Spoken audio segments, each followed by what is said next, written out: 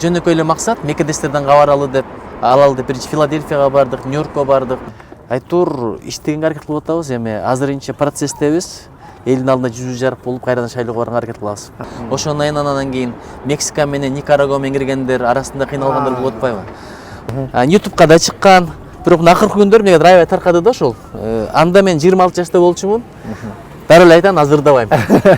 Айткансыз го, ошо эрте менен турганда сразу эле телефонду караба, андан кийин турганда жылмайып кой депчи, бирдекен эстеп жылмайып кой дегенбиз. Эрте менен ойгонуштун 15 шарты, бактылуу жүрүштүн 15 шарты. Туруштун өзүнүн техникалары бар. Мен мисалы кантип өзүмдү алдап коем, айтып берейинби? Алдап дегенде жакшы мени тапкан башка. Ага дагы жооп бересиң. Акыретте сурак болот, каяка кураттың буга дагы. Ассаламу алейкум урматтуу достор. Сиздерге бүгүн жакшы видео тарткыламакчыбыз. Бул видео кандай десеңиздер, буга чейин биз видеолорду чыгарганбыз, элдерге көрсөтүп бергенбиз. Эң оригиналдуусу, эң жакшы видео болот деген үмүттөмүн. Эмнеге дегенде, биздин бүгүнкү коногубуз Кыргыз Республикасынын Жогорку Кеңешинин депутаты, биз сыйлаган агайыбыз Нуржигит Кадырбеков агай. Ассаламу алейкум. Алейкум ассалам. Welcome to America. Thank you very much. Кандай келип алдыңыз? Accepting for inviting. Жакшы, Кудайга шүгүр, рахмат. Кандай келдиңиз? Аман эсен. Америка мурдага келгенден караганда кандай экен? Эми өзгөргөн аябай эле. Мен эми 2003-2004 жашагам да бул жакта. Ал мезгилде бир жыл чөнтөк телефон жок деле жашай берет элек. Азыркыдай WhatsApp менен байланышмай жок, карточка менен Кыргызстанга чалчу элек. Анан бир топ арзан эле, кымбатчылык бияқта деле болуптур бир топ эле.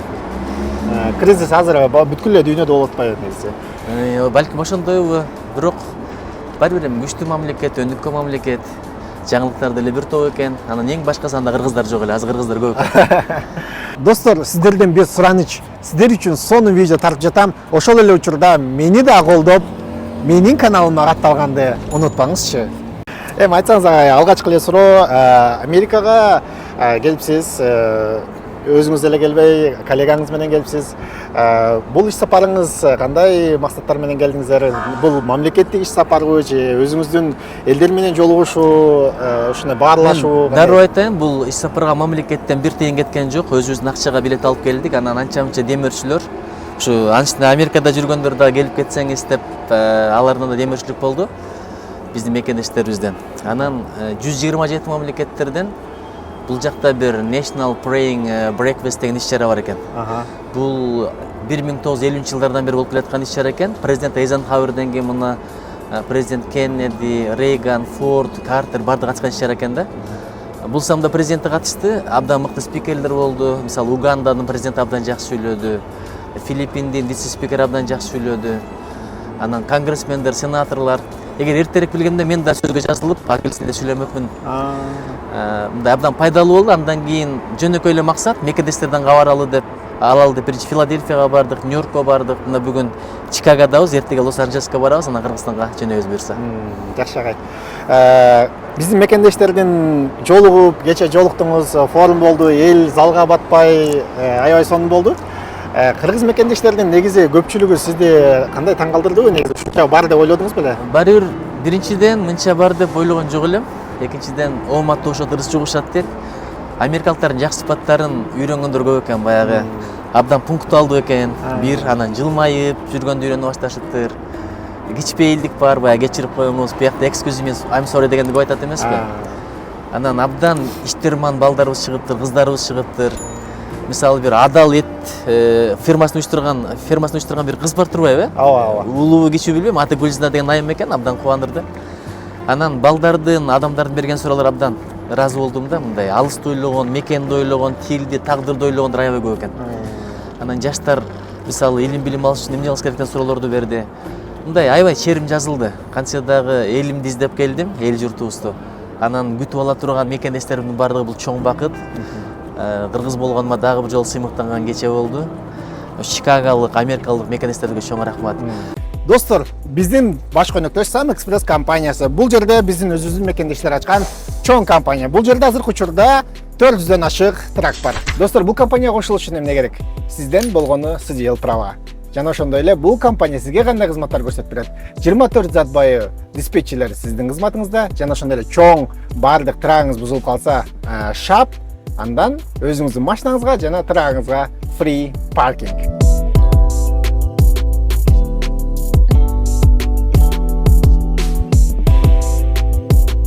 Анан тиги Турат деген бала, Жомарт деген балдар да тосуп алышты. Филадельфияда, Нью-Йоркта. Алар да абдан сонун жерлерди көрсөттү. Эл менен жолугуш уюштурду. Баарына чоң рахмат. Рахмат агай. Анан эми сиз Америкага бул биринчи эле иш сапарыңыз эмес да, буга чейин келип окуп кеткенсиз, билебиз, баардыгыбыз эле билебиз. Анан ошол боюнча айтып бериңизби, кайсы университетте окудуңуз, Америкада кайсы жылы келгенсиз, анан канча убакыт окуп кеттиңиз? Биринчи жылы 2003-2004 келгенмин. Ал мезгилде Америкага кеткен чоң окуя болчу. Америкага баратыптыр деп. Азыр андай деле болбой калбадыбы? Анан Америкада кыргыздарды көрбөйт элек. Бул эки. Анан Канзас университетинде масс коммуникация журналистикада окуганмын 1 жыл бою. Анан кайрадан кеткенмин. Абдан пайдалуу болгон. Көп досторду тапканмын, тилди үйрөнгөнмүн, коммуникация, масс коммуникация боюнча жаңы бир илим, билим, методологиялар боюнча кабарым болгон. Алгачкы акчамды тапканмын иштеп. Абдан кызыктуу болгон. Анан кыргыздын маданиятын абдан тааныштырганмын, комуз ойноп берип, концерттерди уюштуруп берет элек. Биякта жүргөндөчү. Анан кийинки жолу Роза Отунбаева тышкы иштер министри болуп турганда пресс-секретарга катары кошо келгем 2005-жылы. Анан Жекшенкулов, Аликбек Шенкулович министр болуп турганда аны менен кошо келгем пресс-секретарга катары. ООНдук иш-чараларга келчүбүз да. Пан Ги Мун менен учурашканбыз ошол жылдары. Көргөнбүз ошону. Андан кийин эле 2014-жылы келип кеткенмин. 2014. Анда Накен Касиевич Комсомол төрагасы болчу, экөөбүз келип бир маселелер боюнча чоң иш-чараларга катышып кеткенбиз. Ошондон бери келек болчумун. Бирок 10 жылдан бери Америка аябай өзгөрүптүр. Бул 10 жыл билесизби, бир бүтүндөй бир доор да. Мурдагы бир 50 жылдагы, 100 жылда болгон өзгөрүштөр азыр 5 жылда болуп атпайбы? Ошончолук мындай динамика тездеген заман. Туура. Ошого булсам дагы да таасирлендим. Жакшы агай. Анан сиз ушу билим жаатында жүрөсүз. Негизи эле мен сизди билимдүү депутаттардын арасынан билимдүү катары эсептейм да. Ошол эле убакта мисалы биздин кошуна өлкөлөр же болбосо биздин башка мамлекеттер биздин эле коңшу жашаган, коңшу турган мисалы жакшы окуган студенттердин ал байдын баласы болобу, ал кедейдин баласы болобу, негизи определенный бир убакыт балдар болот. Ошодон өтсө, мисалы, биздин дүйнөдө өнүккөн Гарвард, Оксфорд деген университеттерге бюджеттин эсебинен жөнөтүшөт да балдарды, билесиз да. Ошого окшогон иш-чаралар, долбоорлор биздин Кыргызстан ушул жаатта кандай иштерди алып барып атат? Абдан жакшы сунуш айттың. Мен убагында ушул нерсени жана шайлоого баратканда айттым эле. Бирок каражатка келип такалат экен. Ошол. Бирок каражатка такалса да аябаш керек да, анткени мен ошондо айттым эле, билимди көтөрөлү, анан билим аркылуу башка нерсени көтөрөбүз депчи.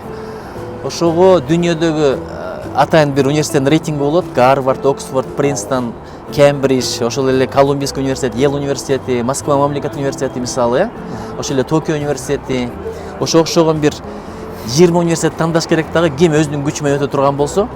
Анан эгер толук эмес, билесиз да, жартылай стипендия утуп алгандар бар. Ошолордун калганын төлөп бере тургандай бир долбоор болсо, мамлекет утат эле. Бирок мамлекет деле коркуп атат эми, ошончо коротсок акчасын, анан алар аякта окуп калып калса, жакшы кайтпаса, же өздөрү кайтпаса депчи. Балким бир келишим түзүш керек болот го. Келишим түзүп, анан элге журтка пайдасы тие тургандай бир пайдаланыш керек да. Анан окуп алгандан кийин Кыргызстанга барса, ит келдиңби, пит келдиңби деген мамиле болсо, ал да туура эмес. Мен ошону байкагам, Японияда окуп келгенде 1 жылда иши жок жүрбөдүмбү, жумуш жок жүрбөдүмбү. Ошон үчүн мыкты кадрларды бааласа, ушул долбоорду кылсак болот. Казактар бул жагынан мыкты иш кылды. Болашак деген долбоору бар. Болашак деген долбоору бар. Биз деле бир мезгилде баштаганбыз. Билесиз, Акаевдин убагында 21-кылымдын кадрлары деп жөнөткөн, ашылар кеткен бойдо мамлекеттин акчасына келбей коюшту да. Ошондон кийин бул банкрот болду да. Негизи мамлекет ушул тараптан коркот. Мисалы азыр мисалы жөнөкөй эле студент эле высшее образованияга же магистратурага бул жака тапшырып, биздин кыргыз мекендештер көп эле кеткен бойдон бул жакта политикага тапшырып, же болбосо бир башка бир жолдор менен калып калып атат да. Ошодон коркобу негизи мамлекет? Билесизби, мен баары бир чынчылыкка чакыра берем. Түшүнөм эми Кыргызстанда жашоо оор, анан буяка эптеп келип алгандан кийин калып калыш керек дегенди түшүнөм. Бирок Американын элчилиги ишенип берип атпайбы? Сен 1 жылга барып кел деп. Ошол визанын эрежесин, тартибин бузбаш керек да. Анткени бузган сайын өлкөнүн рейтинги түшө берет. Мына мынча адам кетти, статистика боюнча мынча проценти келбей койду, бизди алдап койду деп анан кийинкилерге кыйын болот. Анан кийин Мексика менен Никарагуа менен киргендер арасында кыйналгандар болуп атпайбы? Ошого эми эптеп калып кетейинин, бул менин шансым дебей, чынчыл боло берсең, чынчылдыктын жолу узак да, түбөлүк болот. Кийин сенин туугандарыңа виза берилет, жарандарыңа, мекендештериңе, ошолорго бир кесепетибиз тийип калбасын деп тилек кылат элем. Анан кандай болбосун бул жака келип игиликке жеткендерди көрүп абдан кубанып атам. Анан дүйнөдөгү эң мыкты университеттердин көпчүлүгү эле ушул Америкада. Анан кээ бирлер окууга өтүп алып иштеп жүрөт экен. Мен айтат элем, окууга келдиңби оку. Иш качпайт. Кийин мыкты адис болуп туруп иштесең, азыркы тапкандарыңдын 10 жылда тапканыңды кийин Кудай буйруса 1 жылда, жарым жылда табасың да. Агай, акыркы учурларда соц тармактарда сиздин бир видеоңуз тарап атат да. Жаш кезиңизде ылчылык менен дагы бир семинарларда окуп калдым эле, окуумуз ырдаган депчи. Жаш кезиңизде ырдаган ырларды өзүңүз эле көрдүңүзбү? Мага далай жиберишти. Ошол боюнча айтып бересизби? Мен комузду балким 3-классында үйрөндүм окшойт, 2-классында. Анан бир топ эле баягы Миң кыял, Торгой жана Турумтай, Курама күү, Чоң кербез, Машпотойлорду, Таң булбулу ошолорду жакшы эле үйрөнүп калганмын. Анан Токтогулдун ролун аткаргам 12 жашымдачы. Токтогул атанын 125 жылдыгы болду эле. Мен Токтогул мектебинде окуучумун. Ошондо далай ырларын жаттагам. Азыркыга чейин пайдасы тиет ошол жаттагандардынчы. Аткарчы элем. Анан ошондон баштап кийин эми жаштар гитараны жакшы угат го деп гитараны да үйрөнгөн элем. Анан жана Виктор Цойдун ырларында дачы элек, Элвис Преслидің ырларын дашка аракет кылып көрдүк, мисалы чет тилдеринде. Талай Бектурганов, Бекборбиев, Айтор баарын ырдап жүрдүк. Кыялдануу деп жанагы ким эле? Кадырал Артыковдун абдан баалайт элем. Алмаш Чойбекованын сөзүнө жазган ырлары бар эле. Анан кийин өзүм ыр жазып, обон чыгарууга өттүм, бир 30дай обон чыгардым. 30дай? Анан билгизбей жүрсөм, атам угуп калып, балам ушуну бир жаздырып койгойлу деп, анан 4төнүн клип кылдырып 1998 жылы 21 жашта болчумун ошондо. Гитара менен ырдаганым ошол да, сөзү деле, обон деле өзүмкү. Анан ошону менен аны бир сыра көрсөткөн, кийин бирөө жүктөп коюптур. Анан кече аябай таркады да. Анан 2003 жылы Америкага келатканда Кыргызстан жөнүндө ыр жазганмын, бүт облустар жөнүндө. Кыргыздын залкар адамдарын кошуп, жерлерин кошуп, презентация кылайын деп клип тартканмын. Сулайман тоонун үстүндө туруп алып, ырдап, бул жагына фондорду берипчи. Анан жолу презентация негизде кылайын деп тартып Америкага барганда. Бирок кийин ЛТР каналына чыгып жүргөн экен. YouTube'ка да чыккан. Бирок акыркы күндөр мега аябай таркады да ошол. Анда мен 26 жашта болчумун. Дары эле айтам, азыр ырдабайм. Негизи айтып атпайсызбы, азыр 30га жакын обон чыгарган депчи. Азыркы учурда ошол ырларды эсиңиздеби негизи? Мисалы бирин убагында Темир Назаров менен Гүлнур Сатылган ырдаган. Бирөөсүн. Анан көбүрчүлөргө ыр сөз жазып берет элем, бирок обонун менен берген эмесмин да. Бирок азыр чынын айтканда мындай анын кайрадан эстелишин, ырдалышын деле каалабайм. Анткени Ырысбай Абдыкадыровду обончу турган мезгилде, же билбем, Чубак Сатаевду обончу турган мезгилде, анан мен да обончу болуп ошолордун тизмесине кошулбай эле коеюнчу. Эми ал мезгилде бир романтика менен чыгарган экенмин, сезимдер менен. Бирок 30дан ашык обондорум бар эле. Азыркыга чейин айрымдар эсимде. Эгер гитара кармасам эстешим мүмкүн, бирок азыр гитараны деле ойногум деле келбейт, ырдабайм деле, чын айтканда. Рахмат агай. Анан мисалы саясатка кайтып келе турган болсок агай, ошол депутат болгонуңузга уже 4 жылдын жүзү болду, э? Жок, 2 жыл. 2 жыл. Анан буга чейин мыйзамдарды жазып келип атасыз, жогорку кеңеште бир канча маселелерди көтөрүп атасыз.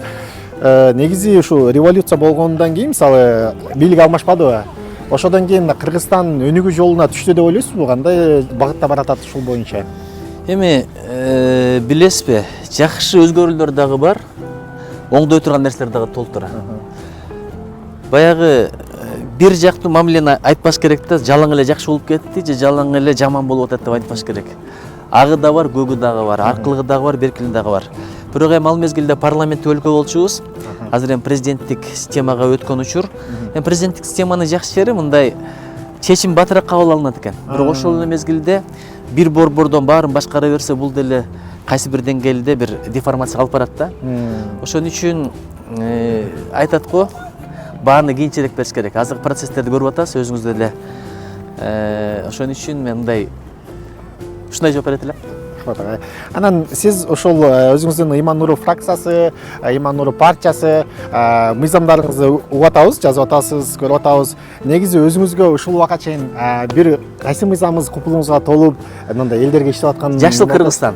Анткени карасаңыз, Америкада жүрөбүз, бүт бардыгы жапжашыл. Керек болсо токойдун ичинде дарак чыгылып калса ага да тийбейт экен да. Ошо өздөрү табигый түрдө чирисин, жер семирткич болсун ошол жерде депчи. Анан бизде болсо мындай жашыл болбой атат да чын айтканда. Карасаңыз жашыл болсо кандай кооз. Анан ошо Кыргызстанды жашыл кылгалы деп бир эле мамлекеттин акчасын карап отурбай адамдар деле өздөрү бир спонсор болуп ушундай демилге деп баштадык эле. Азыр ушул кыймыл башталды. Өткөн жылы мисалы депутаттар өздөрүнүн чөнтөгүнөн чычырканак бак экти Ак-Талаада. Өткөндө бир Дубайга барсам, ал жакта мекендештерим айтып атпайбы?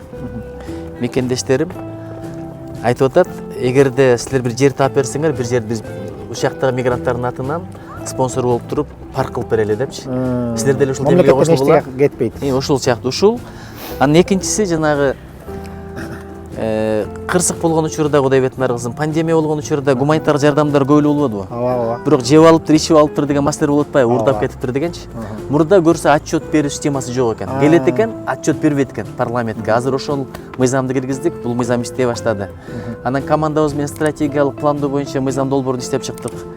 Андан тышкары мына био коопсуздук боюнча. Эсептен дегенде азыркы тамактарда химикаттар көп, ден соолукка зыян нерселер бар. Ошон үчүн ошонун алдын алып текшерип, элди бир таза продукция менен камсыздоо жагын, керек болсо эгип аткан мезгилде химикаттарды, азотторду көп колдонбош керек. Ошогон бир чет өлкөдөн келген продукцияларды дагы Америкада карап киргизет. Анткени потребитель деп коет. Ким колдонсо ошолордун ден соолугуна мамлекет жооп бериш керек да. Кээде мисалы билбейм, бир уран ташыган машина менен кээде алмаларды алып келип калышы мүмкүн экен да, андай текшерүүлөр бизде жок экен. Ошон үчүн ушул багытта иштеп атабыз. Экология боюнча демилгени колго алдык. Айтор иштегенге аракет кылып атабыз, эми азырынча процесстебиз. Элдин алдында жүзү жарык болуп кайрадан шайлоого барганга аракет кылабыз. Рахмат агай. Анан ушул немени айта кетсек, мисалы Москвада биздин мекендештер көп, Америкада өзүңүз көрүп атасыз, бир канча болуп калды. Чикаго шаарында эле расмий эмес 50 миңден ашык кыргыз бар деп айтып атат. Ушулардын агай сиз өзүңүз мына билим жактан өзүңүздүн кандай кеңеш бересиз? Мисалы өзүбүздүн тилибизди сактап калуу, азыр мисалы Орусияда болсо, мисалы балдары орус бала бакчаларына барат, бул жакта американский садиктерге барат, же болсо бир мектептерге барыпчы. Жаш балдар менен сүйлөшсөң азыр кыргызча мен ойлойм түшүнөт, бирок жооп бере албайт да, английский уже сүйлөп баштады да бул жактагыларчы. Биздин өзүбүздүн тилибизди сактап калыш үчүн кандай аракеттер кылыш керек? Анан мамлекет да ушул жактан жаатта иштеш керекпи, же кандай деп ойлойсуз? Туура, булак кандай болсо, дарыя ошого жараша да. Дарыя ошого жараша болот. Эмне себептен дегенде, бул эми Чикагодо жүрүп балдар ушундай болуп атпайбы? Кыргызстанда деле ошондой эле болуп атпайбы? Ошол. Анан ата-энесине айтсаң, бала бир мамлекеттик тилди билип, эне тилин билип чоңойсун десең, сени жаман көрөт. Өзүм менен ишим тигил эле бул эле депчи. Бирок кеп ушундай болуп атпайбы? Эгерде тилиңди жоготуп алсаң, бул элиңди жоготкон менен эле барабар. Биздин мындай улут жоголуп кетүүнүн коркунучу жокпу дейм да, мисалы бир канча жок, андай жок. Өзү болот, анан сөзү болот, сөзү болот, өзү болот деген бир нерсе бар да. Ушу улут жок болот деген сөздү айтпашыбыз керек. Улуттун келечеги биз 1000 жылдарды карытып келаттык. Мына биз менен тең сактар каякта, ушундар каякта, гундар каякта, кельттер каякта, бирок биз келе атпайбызбы? Биз пейилбиз, жакшы элбиз. Кудай таала өзү колдоп, коргоп, сактап келе атат. Бирок эми азыр контенттерди кыргызча көбүрөөк чыгарыш керек экен да. Анткени балдар көбүнчө YouTube'дан кызыктууларды көрүп эле, кайсы тилде болсо ошол тилдер чыгып атат, ошол тилди өздөштүрүп атат. Экинчиден, мамлекеттин сөзсүз багыты керек, анткени буга каражат керек. Каражат бөлмөй сайын жакшы контент иштетип чыкпайт да. Анан буяка китеп алып келиптир Кыргызстандан. Балдар айтып берди, so boring депчи. Мен сөзсөз дегенде китеп татаал тил менен жазылган жомоктор. Экинчиден, ичинде сүрөттөрү жок, иллюстрациялары жок. Ушул багытта бир атайын китептерди иштеп чыкпаса, балдар адегенде көрөт да, анан кызыгып кетет эмеспи? Анан бул жактагыларга рахмат айткым келет. Мектеп ачыпсыңар. Кыргызча билим бергенге аракет кылып атат экенсиңер. Үйгө барып кыргызча сүйлөп, жомок айтып бергендер бар экен. Өткөндө бир айтат. Ошо Чикагого алып келип окуп берсем дейт. Ата апенди деген ким деп кызыгып сурады дейт да. Анан Манас эпосунда айтып берип койсом, мектебине барып I am Manas, I am very strong, I am a hero деп коркутуптур. Көрдүңүзбү, ушинтип акырын аракет кыла берели. Кудай буйрса баары жакшы болот. Бирок Бишкекте деле ушул акыбал. Кытайлык кыргыздар тилди жакшы сактаган. Мындай Дидар Гайып деп абдан сонун сүйлөшөт да, мындай адабий тилдечи. Ошон үчүн бул баарыбыз ойлоно турган маселе. Негизи ошо тилди сактап калыш үчүн бизде мектептер азыр бул жакта ачылып атат деп айтпадыңызбы? Ушулар гана жетишсиз деп ойлойм да. Үй бүлөдө тилди кыргызча сүйлөш керекпи дейм, кандай деп ойлойсуз ошого? Эми билесизби, кыргызча сүйлөш башка, кыргыз тилине болгон сый-урмат болуш керек үйдөчү. Анан өзү тил саясатын сүйлөйт, тилдин күйөрманы, бирок балдарын жалаң чымкы орусча сүйлөп чоңоюп калгандар толтура. Туура айтасыз. Эми көп тилди билиш керек. англисче, орусча, французча, немисче, арабча, кытайча, канча тил билсең ошончо адамсың. Бирок бул деген сөз өзүң тилиңди унутпа деген сөз эмес да. Мисалы баягы Айтматовдун Сабит Акун деген каарманы, Маңкурт бар го, Заманбап. Ал жаман адам эмес, жакшы эле адам. Кургазору кеңири, дүйнөнү билет, космосту билет, бирок өзүнүн тегин унутуп калып атпайбы? Теги менен эч жок болуп калып атпайбы? Ошон үчүн каякка барарыңды билсең, каяктан келгенди унутпа деген сөз бар. Тил жок болсо эл жок болот деген бул туура эле сөз. Бая тил деген бул дил, анан кийин тилиң жок болсо айланасың мунжуга тоголок бир деген Шайлообек Дүйшөевдин ыры бекер эмес да. Бирок ошол эле мезгилде жалаң эле кыргыз тили дегендерге да макул эмесмин. Азыр дүйнөнүн терезелерин ачыш керек. Азыр глобализация заманы, дүйнөдөн көп нерсе үйрөнүшүбүз керек. Ошон үчүн тилдер бирине бири жардамчы. Биздин тил деле мындай кичинекей тил эмес. Неге билесизби? Анткени япон тилин билсең, болду, япондор менен сүйлөшөсүң. Корей тилин билсең, бир гана корейлер менен сүйлөшөсүң. А бирок биздин тилди билсең, өзбек менен сүйлөшсөң болот, уйгур менен сүйлөшсөң болот, казак менен сүйлөшсөң болот. Анан дагы бир нерсени айтайынбы? Өлкөнүн экономикасы өнүксө, өлкө бир адамдар тарткан өлкө болсо, тилди үйрөнөт, башкалар да үйрөнөт. Мисалы, япондор болгондо 125 миллион калкы бар, азыр 120 миллиондай калды окшойт. Жери бизден 2 эсе эле чоң. Бирок япон тилин үйрөнүп атпайбы, анткени Япониянын экономикасы жакшы, илим билим системасы жакшы, үйрөнө турган көптөгөн технологиялык жаңылыктары бар, анан туристтик дестинация катары популярдуу да. Ушул жагынан да иштешибиз керек. Жакшы агай. Анан сени бирөө жарым жакшы көрүп калса, кыздар, тилиңди үйрөнүшкө аракет кылат. Элибиз жакшы болсо, ошого жараша тилге да мамиле болот. Агай, ошо студенттерди бул жактагы ошо айтып атпадыңызбы, жогоруда эле айткандай калып кетип атат. Анан негизи биз Америкадан эмнени Кыргызстанга алып барышыбыз керек экен? Сиз келип бул жакта проблеманы көрдүңүз. Азыркы Кыргызстанга алып бара турган эмне бар экен? Билим бериш системасын алып барыш керек. Буларда эми кейс стадис деп аябай жакшы да. Анан академиялык чынчылдык бар.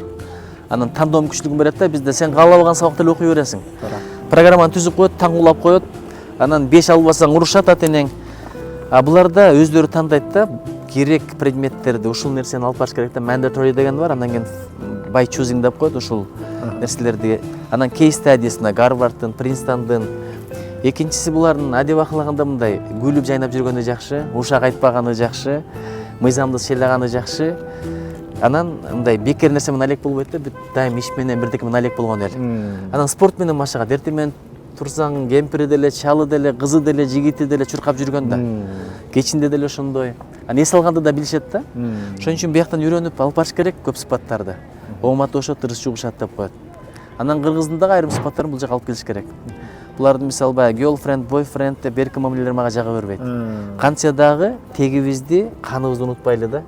Биз кыргызбыз, бабалардын өзгөчөлүктөрүн сакташ керек. Бирок Америкадан үйрөнө турган нерсе абдан көп. Биз туура эмес мамиле кылабыз. Батыш деп эле дүңүнөн бул жак бузулган, анан ЛГБТ тиги ал туура эмес. Бул жакта деле ушунчалык бир консервативдүү адамдар бар. Салтты сананы сактагандар бар. Тиги жакта бир кээ бир штаттарда, мисалы, шорт кийип жүрсөң дагы айыптайт экен да, ошондойлор дагы бар да. Ошон үчүн бул аябай бир палитра, аябай спектр кеңири. Үйрөнө турган нерселер көп, ошону ирге биргеп туруп, ары гүлдөн бал соргондой Кыргызстанга балды алып барып бериш керек. Туура айтасыз. Анан негизи эле бул Америкадагы биздин бизнесмендер, бул жакта дагы мисалы кечээ эле бизнесмендер айтышты, Кыргызстанга экспорт боюнча, анан Америкадан Кыргызстанга экспорт боюнча ушул нерселерди жогорку кеңеште эме кандай иштер кандай болот негизи? Прямой рейстерди ачабыз деп атат, мисалы Ташкенттен Нью-Йоркко прямой рейстер бар экен. Ушулар жакта. Туура эле. Эмне себептен дегенде, азыр эми биздин өзүбүздүн экономикалык кызыкчылык болуш керек да. Тышкы иштер министрлиги экономикалык дипломатияны биринчи орунга коюш керек. Кыргызстандагы бизнесмендер менен түздөн түз иштешип, анан ошону келип алып туруп, бизде ушундай продукция бар, рыногыңарды ачып бергиле, сатып алгыла деген экономикалык дипломатия болуш керек да. Муну айтып эле келатабыз, кайсы бир деңгээлде азыр иштей башташты. Анан Америка менен абдан тыгыз байланыш керек. Эмне себептен дегенде биздин мекендештерибиз бул жакта аябай көп. Кечээ Чикагонун кыргыздар ачкан дүкөнүнөн курутту көрдүм, сары майды көрдүм, чөбөгөнү көрдүм, билбейм, кыргыздын сууларын көрдүм. Экспортту көбөйтмө сайын экономика өнүкпөйт да. Анан эми геосаясат бар, албетте, биздин бул жак менен жакындашып кетишибизге да тоскоол болгон факторлор бар. Бирок экономикага келгенде андай тоскоолдук болбош керек да. Мейли саясат, коопсуздук жагынан биз приоритетти тандап бир жак менен кетели, бирок экономикада ача бериш керек мүмкүнчүлүктөрдү, анан жете бериш керек. Мен дагы колдойт элем Бишкектен Нью-Йоркко, Бишкектен Чикагого аттаган түз рейстер Каттамдар болсо, болуп калса жакшы болот эле. Биз колдон келген аракетти кылабыз. Рахмат агай. Анан сизди дээрлик баягы динде айтат го, мисалы чубак ажыга биз ихлас кылып, чубак ажы эмне десе неме амал кылып ошолордун айткандай жүрчүбүз го мисалычы. Сизге дагы көбү мисалы агай айткан деп угуп калам да, мисалы досторум анча Нуржигит агай мондай деди дегендейчи. Жаштарга кандай кеңеш бересиз? Жаштарга азыркы Америкада деги эле Кыргызстанда окуп жүргөн жаштарга деле бир кеңештериңиз айтып кетсеңиз, мотивационный. Биринчи сенин каалооң бар, анан Алла Тааланын каалоосу бар да. Мен өзүм каалагандай жашайм деген адам көбүнчө адашып калат экен. Эми каалооң арак иштет, кээде ойно дейт, кээде оңго солго бас дейт. Ошон үчүн баягы напсини эмес, акылды, ыйманды угуп жашаш керек экен да. Ыйман деген бул жамандан тосуп калган тормоз сыяктуу да, тушоо сыяктуу. Ошого мен биринчи ыйманды күчөшүн каалайт элем. Ичиңде ыйманың болсо, анан сыртыңдагы жашооң жакшы болот экен, бул бир маселе. Экинчиден, чубак ажыны угуш керек, анткени чубак ажы бул Алла Тааланын илимин алган киши, Пайгамбар Исламдын илимин алган киши. А биз болсо чубак ажы окшогондордун илимин алып туруп, анан ошону эле жеткизебиз. Ошон үчүн туура чубак ажынын айткандарын угуш керек, анан амал кылыш керек.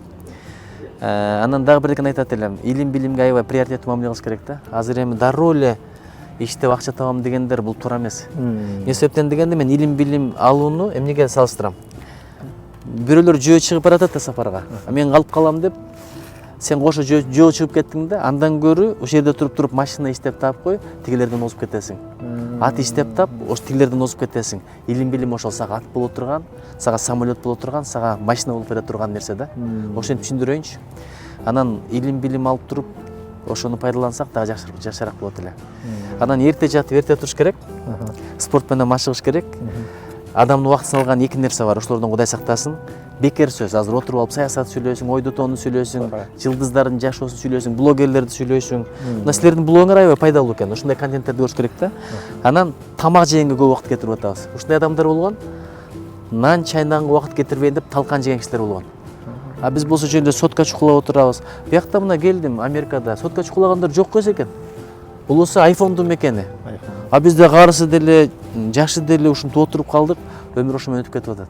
Ошон үчүн убакытты экономдоп туура пайдаланса, баары жакшы болот. Рахмат агай. Анан бул жакта убакыт деп калбадыңызбы? Мисалы биздин кыргыздар эми бир тойго чакырса деле 2 саат кечигип барабыз го. Бул жактагы ошо мен ойлойм да, Кыргызстанга мисалы убакытты дагы ошо туура пайдаланып, мисалы сиз айткандай эле азыр жаш студенттер келип атат, келгенден кийин эле сиз айткандай сразу бир досу мисалы иштеп тракка чыгып, Кыргызстандан үй алды, ай бу ал тиги алып койду, анан мен да алышым керек дегендей, негизги кайсы билимге аракет кылыш керек, негизи кайсы билимдерди мындай бишик кармап туруш керек? Билесизби, мисалы биздин өзбек туугандар пахта сатат, Пахтадан жылына балким бир 3-4 миллиард акча табат. Бирок жаңы технологияны, жаңы программаларды өздөштүргөн Илон Масктын акчасы 100 миллиардтын тегерегинде да, мындай караганда. Көрдүңүзбү, бир адамдын акылы болсо, билими болсо, жалаң эле баягы традициялуу айдоочулук бул да жакшы. Албетте, бул да өнөр. Же болбосо бак карасаң бул деле өнөр, бирок азыркы заманбап программа, инженерия дегендерди өздөштүрүш керек болуп атат. Мисалы, Америкадагы компьютердеги программаларды жазып бергендер, кармап бергендер негизинен индиялыктар болот экен. Ооба. Болгондо да өзүнүн өлкөсүндө отуруп алып эле. Бүгүн мен Адилет деген баланын үйүндө бир күн калдым. Атайын конокко чакырган экен. Үйүндө отуруп эле иштей берет экен. Азыр ушундай заманда, эгерде технология өнүккөн, америкалыктардын көбү деле калган учурда чуркап жүргөн болот да, түштө деле мындай эс алып, спорт менен машыгып, анан таң калдым, булар иштейби, иштебейби десем, үйүндө отуруп иштеп коет дейт. Анан убакыт болгондо ушундай иштерди кылат дейт да. Ошон үчүн азыр эми бир офиске барып, же бир кызматка кирип иштей турган заман эмес. Эгерде акылың болсо, программаларды билсең, бүт дүйнө сага жол ачык да, бүт дүйнө сага кеңсе, офис болуп берет. Ошон үчүн балдардан суранат элем, пайдалуу, жалаң эле юрист болом анан. Кыргызстанда эмне көп? Юрфакка тапшыргандар көп. Сот болом, прокурор, туура эмес бул. Кыргызстандын жарым эле юрист, бирок кумтөр боюнча соттошкондо чет өлкөдөн жалдабадыкпы. Ошон үчүн кандай илим алсаң да сапаттуу алчы, конкуренцияга жөндөмдүү бол деп сурайт элем. Ошол. Агай, эми сиз азыркы учурда жогорку кеңештин депутатысыз. Убактыңызды кандай бөлүштүрөсүз? Мисалы, бир күндө сиздин бир күндүгүңүздү кыскача айтып бересизби? Негизи сизге карап түздөнгөн адамдар дагы көп да, анын арасында мен дагы бармын. Ой, биз эми сахабаларды карап түздөнүш керек. Биз эми убактыңызды туура бөлүштүргөн жактан. Эми менеджментте бул аябай маанилүү. Мен эмне болсо деле саат 6-да турам. Кеч жатсам деле саат 6-да турам. 6-дан баштап азыр мына намазга чейин бир 7-ге чейин, кыштын күнү ушундай да. Ошондо да убактым жетпей калат. Анткени ага чейин биринчи кичине ибадат кыласың, тазаланасың, ибадат кыласың, анан китеп окуйсуң, Куранды да окуйм ошол мезгилде, хадис окуганга аракет кылам. Ошондо да убакыт жетпей калат да. Андан кийин намазга барам, мечитке баргандан кийин, андан кийин спорт менен баштагам. Мындай жеңил желпи. Кээде убакыт эртерээк болсо, азыр 6-дан баштап ачылган залдар бар Бишкекте. Туура. Ооба билем. Анан жумушка эгер спорт менен машыгып, тердеп тепчип, мындай бир тонусун көтөрүп барсаң, жумушуң да жакшы болот, маанайың да жакшы болот, убактыңда да береке болот. Анан эртең менен туруп эле телефон караган убакыттын берекесин аябай алат. Ушул сөзүңүзгө мен өзүм амал кылып баштадым бир 3 айдан бери. Эгер телефонду туруп эле караган, энергияң түндү топтолгон энергияң бат эле түгөнүп калат. Чарчайсың, нерв чарчайт. Анан ишти да жакшы кыла албайсың, убактың текке кетип калат. Ошого мен айтат элем, телефон менен кыла турган иштерди колдон келсе түштөн кийин кылыш керек. Түшкө чейин илим алыш, чечимдерди кабыл алыш, адамдардан кабар алыш. Анан дагы бир команда менен бир нерсени киргиздик, адамгерчилик күнү депчи. Ооруп аткандардан кабар алалы, аксакалдардан кабар алалы деп. Анан ошол негизинен жумушка барам, жумуш деген эми жумушта. Адамдарды кабыл аласың, тапшырмаларды бересиң, чечимдерди кабыл аласың, ошолорду көзөмөлдөйсүң. А кечинде келгенде, үй бүлөгө келгенде телефонду дагы карабаш керек да, анткени балаң сени күтөт. Аны менен баарлашыш керек, аялыңа убактың беришиң керек. Бирок мен көп учурда мындай өз убагында үйгө келе албайм, анткени эл аралайм. Жумуштар көп болот. Анан кайыкка барбай эле элибиз меймандос дасторкон жайып эле иччи дей берет. Убакыт аябай кетет. Анан адам көп жегенде энергиясын кетирип алат. Анткени организм тамак сиңиргенге өтө көп күч кетирет да. Ошого аз жеш керек, бул өтө маанилүү. Ошондо уйкуң да аз келет, ишиң дагы берекелүү болот. Бирдикеге да мындай шаңдуу, шатырашатман энергия менен иш алып барасың. Ушундай иштерди кылгым келет. Баягы сиз ошо семинарларыңызды калтырбай эле көрүп турам. Айткансыз го, ошо эртең менен турганда сразу эле телефонду караба, андан кийин турганда жылмайып кой депчи, бирдекени эстеп жылмайып кой дегениңиз. Эртең менен ойгонуштун 15 шарты, бактылуу жүрүштүн 15 шарты. Туруштун өзүнүн техникалары бар. Мен мисалы антип өзүмдү алдап коем, айтып берейинби? Алдап дегенде жакшы мааниде. Эгерде 6-да турам деп 6-га койсоң, кеч жатсаң да кыйналасың да. Ошого мен 5-тен 20 өткөн, 40 өткөнгө коем. Анан ойгоном дагы кайрадан 6-га коем. Ошо мен уктап албадым, мен кичине уйкум келгенде дагы бир уктап албадым, өзүңдү алдап коесуң да, 20 мүнөт. Ошону менен туруп кетем. Анан дароо туруп кетпеш керек, жүрөк өчүп кетип калат. Жүрөк эс алып атат да. Ошондо бир аз туруп, көздү шабап, андан кийин дегенде отуруп, анан турган жакшы да, дароо туруп кетпеш керек. Ошону рекомендация берет элем. Андан туруп эле дароо дарат алган жакшы болот. Тетиги жакта бир ибадат кылып карасаңыз. Ошон үчүн айтор үйрөнүш керек экен да. Эртең менен турганды деле. Анан мындай деген нерсе бар да. Күндү күлүп тос деген нерсе бар. Эртең менен жылмайсаң, ошо бүт күнгө ошол таасир эткизет. Позитивный күн кандай башталса ошондой болот деген. Анан бирөө менен болсо ошону күлүп коюшуң керек да, мындай күлдүрүп, көңүлүн көтөрүп башташ керек. Эртең менен туруп эле проблемаларды айтып, анан разборкалардан баштасаң, өзүңө да зыян, өзгөгө да зыян. Анан адамдарга бир пайдам тийсе экен, жарыгым тийсе экен, зыян тийбесе экен деген ниет менен баштасаң, бул дагы жакшы. Ошондой немелер бар, өзгөчөлүктөр бар. Ага, эми мына Америкадагы жүргөн студенттерге, негизи эле Америкадагы жүргөн биздин мекендештерге кеңешиңиз айтып, эфирде жыйынтыктасак болот. Мекендештерим, билесизби? Эгерде Кыргызстанда жүрүп бир туура эмес иш кылсаң, айтат. Айбек же Нурбек туура эмес кылды депчи. Бирок чет өлкөдө жүрүп туура эмес кылсаң, кыргыз туура эмес кылды дейт. Бирок жакшы иш кылсаң да кыргыз жакшы кылды дейт. Ошон үчүн бирдекени бил, жаш мекендешим. Сен кандай болсоң, кыргыздын авторитети, аброю ошондой болот. Жакшы иш кылсаң да кыргызга мактоо алып келесиң, жаман иш кылсаң да кыргызга зыяның тиет. Ошон үчүн сенин мойнуңда кыргыз деген, жараткандын кулу деген, атанын баласы деген чоң жоопкерчилик бар, ошону биле жүрөлү. Анан экинчиден сенин мекениңде чет өлкөгө кет, ийгилик менен кетет, ийгилик менен келет, билим алып кайтат деп күтүп аткандар бар. Ошолордун үмүтүн сындырба. Анан алар окууга жиберсе бул жака келип анча-мынча акчага кызыгып, илимден жок же бир бизнестен жок жүрө бербеш керек да. Анан дайыма суранат элем, чет өлкөдө жүрүп дуба кылыш керек Кыргызстанга. Анткени мусафырдын батасы тиет деген сөз бар да. Анан балдардын, туугандардын бул жакта жүргөндө тилин, маданиятын сактаганга аракет кылалы. Анан дагы бир деген суранат элем, акча тапсаңар, Кыргызстанга жөнөтсөңөр, бирөө сурап койгула, каяка кетиресиңер деп. Бекер келген акчаны тойго, топурга, ресторанга кетиргендер бул жакшы эмес да. Ийлеп битке салат деген ошо болот. Ошого бюджет түзүп, бул жактан барган акчаны бизнеске инвестиция алсак жакшы болот эле. Же бир илим алганга, спорт менен машыкканга, адам тарбиялаганга, билбейм, китеп сатып алганга, айтор ушуну дагы бир анча-мынча тапшырма кылып турсаңар да, мен таап аткан акча бул жака корот деп. Туура менеджмент, менеджментке. Бул финансылык сабаттуулук деп коет, анан акчаны туура коротуу. Анткени тапкан башка, корот. ага дагы жооп бересиң. Акыретте сурак болот, каяка коротуу буга дагы. Туура. Ошон үчүн Кудай береке берсин, ынтымак берсин, жүзүңөр жарык болсун. Рахмат силерге. Анда эмесе достор, сиздер менен коштошпойбуз. Кийинки чыгарылыштардан жолукканга чейин сак саламат алыңыздар, аман болуңуздар.